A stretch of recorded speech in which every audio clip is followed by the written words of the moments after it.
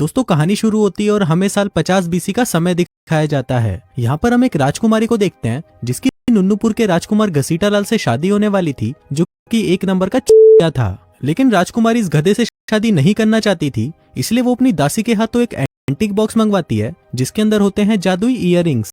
अब राजकुमारी एक इयररिंग खुद पहनती है और दूसरी अपनी दासी को पहनाती है, जिससे होता यह है कि इन दोनों की आत्माएं आपस में बदल जाती है। मतलब राजकुमारी की आत्मा दासी के शरीर में और दासी की आत्मा राजकुमारी के शरीर में चली जाती है। तभी वहाँ पर महाराज दरभंगा आते हैं और अपनी बेटी को घसीटालाल से बचवाने के लिए अपने साथ ले जाते हैं। अब यहाँ पर सीन शिफ्ट होता है और हम देखते हैं 4 लड़कियों के एक ग्रुप को, जिनके नाम कुछ इस तरह थे: डायना पेंटी, फटा गोदाम, कटरीना भड़वी और जलेबी बाई। ये चारों कहने को तो कॉलेज स्टूडेंट्स थी, लेकिन ये चारों बस दिन भर मॉल में भटकती रहती थी और अपने पिछवाड़े दिखाकर इन जैसे शरीफ और मासूम लोगों को डिस्ट्रैक्ट करती थी। फिर ऐसे ही एक दिन जब वो एक शॉप से कच्छियां खरीद रही होती हैं, तभी वहां पर उनकी दुश्मन माया मरवाले अपनी सहेलियों के साथ आती है और डायना पेंटी का मजाक उड़ाने लगती है।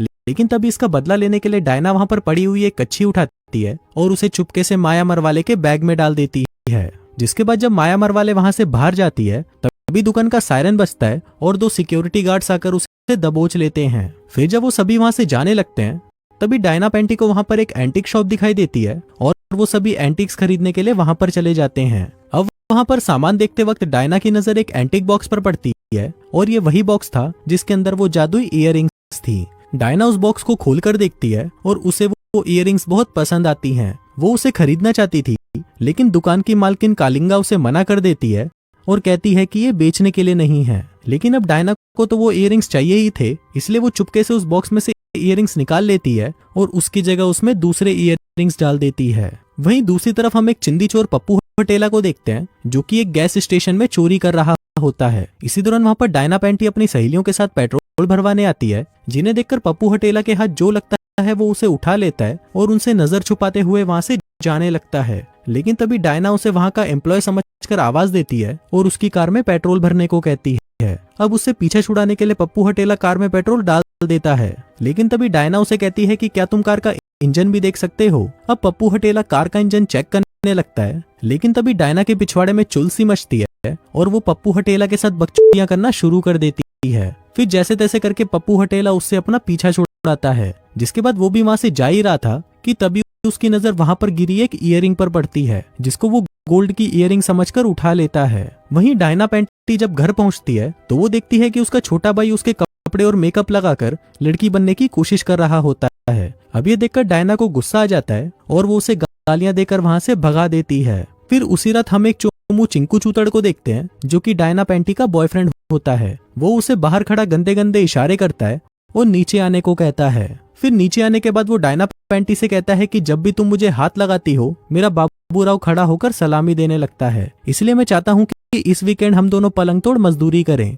लेकिन डायना उसे मना कर देती है और कहती है कि मैं तुम्हारे साथ मजदूरी नहीं कर सकती, क्योंकि मैं चाहती हूँ कि जब भी हम दोनों मजदूरी करें वो मूवमेंट बिल्कुल परफेक्ट हो। अब ये सुनकर चिंकू चूतड़ उदास हो जाता है और सोचता है कि आज रात को भी हिलाकर ही सोना पड़ेगा। वहीं दूसरी तरफ हम पप्पू हटेला को देखते हैं, जो कि अपनी चुराई हुई चीजों को चेक कर रहा होता है। उधर घर पर जब डायना पेंटी फटे गोदाम से बात कर रही थी, तभी हम देखते हैं कि उसने वो एक इयररिंग अपने कान में पहन रखी थी। उधर पप्पू हटेला भी उस इयररिंग को निकालकर अपने कान में पहन लेता है और खुद को देखकर चूतियों की तरह हंसने लगता है। इसके बाद वो दोनों सो जाते हैं और उनके साथ भी वही होता है जो कहानी की शुरुआत में उस राजकुमारी के साथ हुआ था। फिर अगली सुबह हम देखते हैं कि जब डायना पेंटी सोकर उठती है तो वो पप्पू हटेला बन चुकी होती है। मतलब उसकी आत्मा पप्पू हटेला के शरीर में आ चुकी थी। वो सोकर उठती है और मूतने के लिए बाथरूम जाती है, लेकिन जब उसकी नजर नीचे अपने बाबूराव पर पड़ती है तो वो जोर जोर से चिल्लाने लग जाती है। वो भागकर अपनी शक्ल देखती है तो उसे पता चलता है कि वो एक बदसूरत सा आदमी बन चुकी है।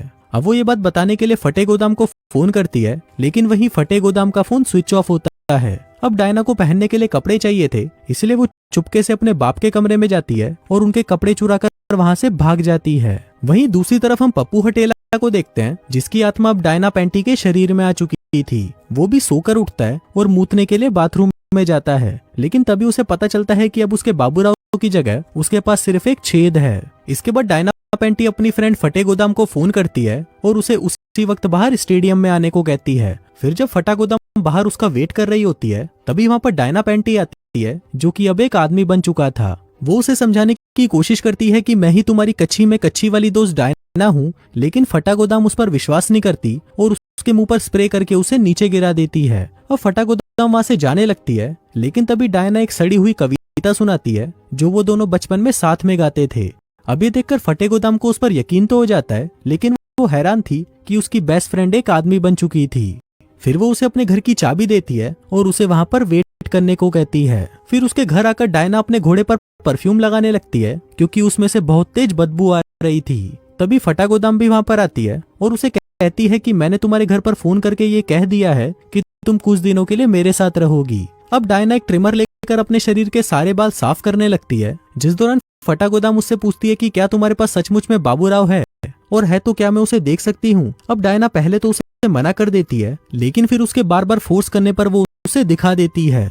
अब उसका घोड़ा इतना बड़ा था कि उसे देखते ही फटे गोदाम के मुंह में पानी आ जाता है। वो कहती है कि मैंने ज्यादा घोड़े तो नहीं देखे, लेकिन ये टॉप 5 में तो जरूर होगा। डायना उससे पूछती है कि तुमने कितने घोड़े देख रखे हैं, जिस पर फटा गोदाम कहती है 5, जिनमें से एक मेरे छोटे भाई का भी था। जिसके बाद वो दोनों मस्ती करने लग जाते हैं, लेकिन वहीं नीचे उसकी मॉम उसकी आवाजें सुन लेती है और अपने हस्बैंड से कहती है कि फटा गोदाम उस आदमी के साथ जरूर मजदूरी कर रही है। लेकिन हम देखते हैं कि इस बात से उसके बाप को कोई फर्क नहीं पड़ता।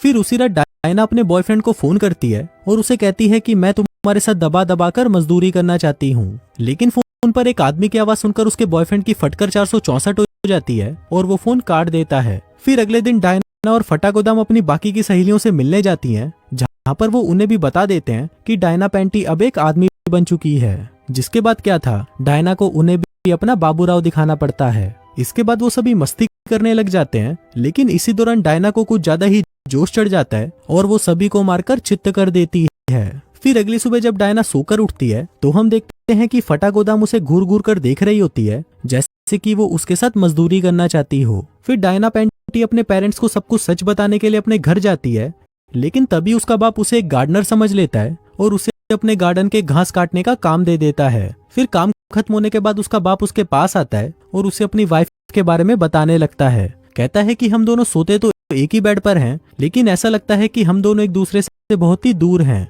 यहाँ तक कि हमने कई महीनों से मजदूरी भी नहीं की। वहीं काम करते वक्त डायना अपने छोटे भाई को देखती है, जो कि उसके कपड़े पहनकर टोनी कक्कड़ के गानों पर नाच रहा होता है। अब उसको कैसे भी करके अपना शरीर वापस चाहिए था, इसलिए वो सभी मिलकर उसकी एक फ्रेंड के पास जाते हैं जो कि जादू टूना करने में एक्सपर्ट थी। वो उन्हें बताती है कि डायना के ऊपर किसी ने बहुत ही खतरनाक एंशिएंट जादू कर रखा है और इसी वजह से वो एक आदमी बन चुकी है। अब उन सबको उसकी दुश्मन माया मरवाले पर शक होने लगता है, क्योंकि वो ही एक ऐसी कमीनी थी जो ऐसा घटिया काम कर सकती थी। और इसी का बदला लेने के लिए वो एक क्लब में जाते हैं, जहाँ पर माया मरवाले अपने बॉयफ्रेंड के साथ आई हुई थी। अब ये पता करने के लिए कि वो काम माया मरवाले ने ही किया है, उन्हें उसकी पीठ पर लगा एक टैटू देखना था। अब डायना पैंटी उसके सारे कपड़े फाड़ देती है, लेकिन उसे वो टैटू कहीं दिखाई नहीं देता, जिससे अब ये साफ हो चुका था कि ये काम करने वाला कोई और ही है। इसके बाद डायना को जोर का मूत लग जाता है, तो वो मूतने के लिए बॉयज वॉशरूम में चली जाती है। अब वहां पर खड़े होकर मूतने का सिस्टम बना हुआ था और उसे पता नहीं था कि खड़े होकर कैसे मूतना है, इसलिए वो अपनी धार को इधर उधर चलाने लगती है। लेकिन तभी वहां पर एक कालिया खड़ा होता है जो उससे बताता है कि तुम एक चीज पर निशाना लगाओ और वहीं पर अपनी धार चलाओ, और हाँ, होने के बाद अपने पप्पू को 3 बार हिलाना मत भूलना। अब कालिये का ये आइडिया काम कर जाता है और डायना अच्छे से मूत पाती है, जिससे खुश होकर वो कालिये को पप्पी देकर वहां से चली जाती है। फिर अगले दिन हम देखते हैं कि डायना पैंटी स्कूल आ जाती है और यहाँ पर झाड़ू लगाने वाले का जॉब ज्वाइन कर लेती है, क्योंकि वो यहाँ पर अपने बॉयफ्रेंड पर नजर रखना चाहती थी कि कहीं वो उसे छोड़कर किसी और के साथ मजदूरी ना कर ले। वहीं दूसरी तरफ हम पप्पू होटेला को देखते हैं, जिसके पीरियड शुरू हो गए थे, तो वो दुकान में जाकर पैड्स खरीद लाता है। उधर स्कूल खत्म होने के बाद घर पर जब डायना अपने बाप के साथ बास्केटबॉल खेल रही होती है, तो उसका भाई उसे देखने लगता है और उसके मूव्स देखकर वो समझ जाता है कि ये उसकी बहन ही है। फिर रात को वो सभी फिर से अपनी जादू टोने वाली फ्रेंड के घर जाते हैं, जहाँ पर वो उनको उन इयररिंग्स के बारे में बताती है, जिसको पहनने के बाद ही उसके साथ ये सब शुरू हुआ था। फिर वो एक इयररिंग लेकर उस एंटीक शॉप वाली कालिंगा के पास जाते हैं और उसे बताते हैं कि उसको पहनने से डायना एक आदमी बन गई थी।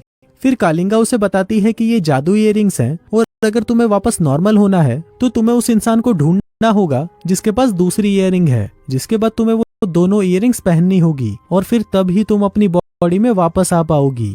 अब डायना उस इयररिंग का पता लगा लगाने के लिए उसके पोस्टर छपवाकर अपने कॉलेज में लगवा देती है, ताकि जिसे भी इसके बारे में पता चले वो आकर उसे बता दे। इसके साथ ही वो अपने बॉयफ्रेंड पर भी नजर रखे हुए थी कि कहीं उसके बॉयफ्रेंड का किसी और के साथ तो अफेयर नहीं चल रहा। पर क्योंकि वो एक आदमी के शरीर में थी तो उसके बॉयफ्रेंड चिंकू चूतड़ को लगता है कि ये कोई छक्का है और उसके पीछे पड़ गया है, इसलिए वो हमेशा उससे दूर भागता है। फिर एक दिन जब डायना अपने रूम में वो ईयरिंग ढूंढ रही होती है, तभी वहां पर उसकी मॉम आ जाती है। वो उससे पूछती है कि तुम यहाँ क्या कर रहे हो, जिस पर डायना कहती है कि मैं अपनी ईयरिंग ढूंढ रही हूँ, क्योंकि वो गलती से यहाँ पर आ गई थी। अब उसकी मॉम उससे अट्रैक्ट होने लगती है और उसे अपने साथ खाना खाने के लिए पूछती है। इसके बाद जब वो दोनों बातें कर रहे होते हैं, तभी अचानक उसकी मॉम में ठरक जाग जाती है और वो उसे वहीं पकड़कर चूसने लगती है। लेकिन तभी डायना उसे अपने से दूर करती है और कहती है कि मुझे मर्द पसंद है। अब अपनी माँ की ठरक को देखते हुए डायना उसे कहती है कि तुम्हारा पति तुम्हारे साथ मजदूरी करने के लिए तड़पा जा रहा है, लेकिन तुम उसे खुद को छूने तक नहीं देती। इस पर उसकी मॉम कहती है कि मैं भी उसके साथ मजदूरी करना चाहती हूँ, लेकिन वो मुझे छूने नहीं देता। तभी डायना उसे कहती है कि चलो आज हम तुम्हारी झाटे साफ करते हैं, ताकि आज रात तुम अपने पति से दबाकर बजवा सको। जिसके बाद वो दोनों सीधा बाथरूम में चले जाते हैं। फिर कुछ देर बाद वहां पर उसका पति आता है और जब वो बाथरूम में अपनी पत्नी को डायना के साथ देखता है तो वो बहुत ज्यादा गुस्सा होता है और डायना को वहां से भगा देता है। जिसके बाद वो अपनी पत्नी के पास आता है और उसके साथ दबाकर मजदूरी करने लगता है। वहीं दूसरी तरफ हम डायना के बॉयफ्रेंड को देखते हैं, जो कि उसकी यादों में देवदास बनकर दुख भरे गाने सुन रहा था। इसी दौरान सड़क पर उसकी नजर डायना पर पड़ती है, जो कि अब एक छिनाल बन चुकी थी। उसका बॉयफ्रेंड जल्दी से उसके पास आता है और उसे कहता है कि मैं तुम्हें बहुत मिस कर रहा था। तभी पप्पू हटेला उससे पूछता है कि तुम्हारे पास कितने पैसे हैं। वो कहता है कि होंगे $40। जिसके बाद वो उससे पैसे छीन लेता है और उसकी कार लेकर वहां से भाग जाता है। फिर अगली सुबह जब डायना की एक मोटी फ्रेंड टीवी पर न्यूज देख रही होती है, तभी उसमें बताया जाता है कि एक लड़की हुत का लालच देकर आदमियों से पैसे ले लेती है, जिसके बाद वो उन्हें पीट कर वहां से चली जाती है। और वो लड़की और कोई नहीं बल्कि पप्पू हटेला ही था। अब ये देखते ही वो जल्दी से फटे गोदाम को फोन करती है और उसे बता देती है कि डायना की बॉडी मिल चुकी है। लेकिन उस टाइम फटा गोदाम घर पर नहीं होती, तो उसकी ये बातें उसकी मॉम सुन लेती है। फिर उसी रात स्कूल की एक प्रोम पार्टी होती है, जहाँ पर फटा गोदाम डायना के साथ आती है, क्योंकि वो अपने बॉयफ्रेंड को जलाना चाहती थी। इसी दौरान वहाँ पर फटे गोदाम का बॉयफ्रेंड आ जाता है, जिसको जलाने के लिए डायना फटे गोदाम को चूसने लगती है। अब क्योंकि फटे गोदाम को डायना से प्यार हो चुका था, इसलिए वो उससे पूछती है कि क्या आज रात तुम मेरे साथ मजदूरी कर सकती हो। लेकिन डायना उसे मना कर देती है और कहती है कि हम दोनों बेस्ट फ्रेंड्स हैं और हमेशा रहेंगे। फिर वहाँ पर डायना अपने बॉयफ्रेंड को देखती है, जो कि प्रॉम में माया मरवाले के साथ आया हुआ था। लेकिन तभी डायना वहां पर जाती है और माया को मारकर चित्त कर देती है। फिर वो अपने बॉयफ्रेंड को कहती है कि मैं ही डायना हूँ, लेकिन उसका बॉयफ्रेंड उस पर विश्वास नहीं करता और उसे वहां से जाने को कहता है। तभी डायना उसके कान में कहती है कि मुझे पता है कि जब भी मैं तुम्हें हाथ लगाती हूँ तुम्हारा पानी छूट जाता है। अब ये बात सिर्फ डायना को ही पता थी, इसलिए उसके बॉयफ्रेंड को भी उस पर विश्वास हो जाता है कि ये उसकी गर्लफ्रेंड ही है। अब वो उसे किस करना चाहता था, लेकिन क्योंकि वो एक आदमी के शरीर में थी, इसलिए वो ऐसा नहीं कर पाता। वहीं दूसरी तरफ हम पप्पू हटेला को देखते हैं, जो कि अब एक बार डांसर बन चुका था। लेकिन तभी वहां पर डायना पहुंच जाती है, क्योंकि उसकी सहेलियों ने उसे उसका पता बता दिया था। अब डायना उससे अपना शरीर वापस मांगती है, जिस पर पप्पू हटेला कहता है कि आज रात मुझे कम से कम $500 कमाने दो, जिसके बाद मैं तुम्हें तुम्हारी बॉडी वापस कर दूंगा। लेकिन फिर इसके बाद तुम मुझे हर वीकेंड अपनी बॉडी दे दिया करना, जिसके बदले मैं तुम्हें कमाई के आधे पैसे दे दूंगा। अब ये सुनते ही डायना उसका गला दबाने लगती है और कहती है कि बहन के लोग मुझे मेरी बॉडी अभी वापस कर। लेकिन तभी उनको देखकर उस बार का बाउंसर आ जाता है और डायना को रोक देता है। अब पप्पू हटेला फिर से अपना नंगा नाच करने चला जाता है और डायना निराश होकर अपने दोस्तों के पास वापस आ जाती है। लेकिन तभी हम देखते हैं कि उसने उसके कानों से वो इयररिंग्स चुरा लिए थे। फिर वो उन दोनों इयररिंग्स को पहनती है, जिससे उसकी आत्मा वापस उसकी बॉडी में आ जाती है और पप्पू हटेला की आत्मा वापस उसकी बॉडी में चली जाती है। तभी यहाँ पर पुलिस भी आ जाती है और पप्पू हटेला को पकड़कर अपने साथ ले जाती है। वहीं उसके छोटे भाई का शक कंफर्म हो चुका था कि वो आदमी उसकी बहन ही थी, लेकिन डायना उसे ये राज ही रखने को कहती है। तभी वहां पर उसका बॉयफ्रेंड भी आ जाता है और फिर डायना उसे कहती है कि अब मैं तुम्हारे साथ पलंग तोड़ मजदूरी करने के लिए तैयार हूँ। जिसके बाद वो दोनों एक दूसरे को चूसने लगते हैं। फिर फिल्म के लास्ट सीन में हम देखते हैं कि पप्पू हटेला पुलिस को चकमा देकर वहां से भाग जाता है और एक कार को रोककर उसे वहां से चलने को कहता है। लेकिन तभी वो देखता है कि वो कार वाला एक छक्का होता है, जो उसी वक्त कार को लॉक करके उसे बजाने के लिए अपने साथ ले जाता है। और इसी के साथ ही ये कहानी यहीं खत्म हो जाती है।